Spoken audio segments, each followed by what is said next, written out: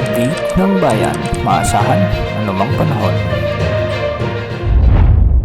Gandang oras po sa ating lahat. Narito na ang pinakahuling update sa magiging lagay ng ating panahon at ngayon nga ay tatlong weather systems ang nakakaapekto sa ating kapuluan. Una rito ang Intertropical Convergence Zone na nakakaapekto sa ilang bahagi ng Visayas at Mindanao, samantalang easterlies ang nakakaapekto naman sa ilang bahagi ng Luzon at localized thunderstorms sa ilang bahagi rin ng ating bansa. Dahil nga sa umiiral na Intertropical Convergence Zone ay asahan ang maulap na kalangitan na may mga kalat-kalat na pagulan at thunderstorms sa Eastern Visayas, sa may Northern Mindanao, sa may Caraga at Davao Oriental. Ang mga lugar na ito ay pinapayuhang maging alerto sa banta ng mga pagbaha at pagguho ng lupa, lalo na kung may mga katamtaman hanggang sa kung minsan ay malalakas na pagbuhos ng ulan. Pinaalalahanan din natin ang ating mga kababayan sa Mindanao na ilang araw nang nakakaranas ng mga pag-ulan at dahil nga sa paglambot ng lupa ay posible ang mga landslide sa mga naturang lugar. Samantala ang mainit na easterlies naman ang nakakaapekto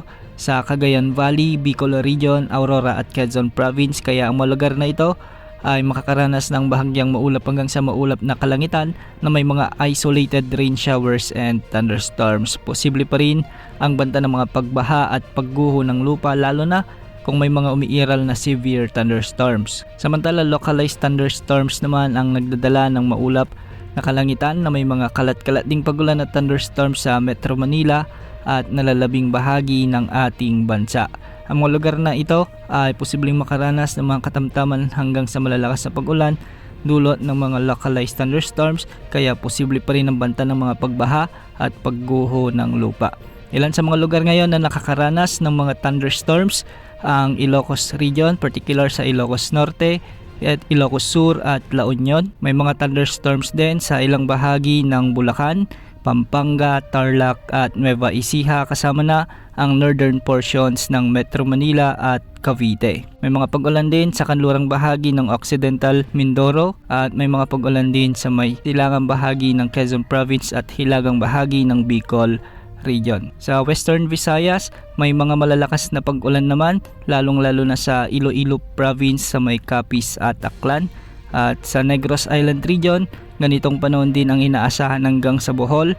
At sa Mindanao, may mga kalat-kalat ding pag-ulan sa may Zamboanga Peninsula hanggang sa may Bangsamoro Region. Sa kasalukuyan ay wala pa rin tayong minomonitor na sama ng panahon gaya ng LPA o bagyo na posibleng makapekto sa ating bansa hanggang sa susunod na linggo.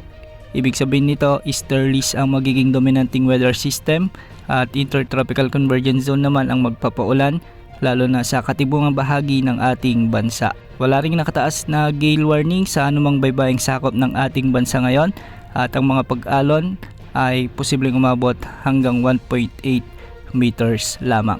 Yan ang update sa lagay ng panahon. Ito po ang weather update ng bayan, maasahan anumang panahon.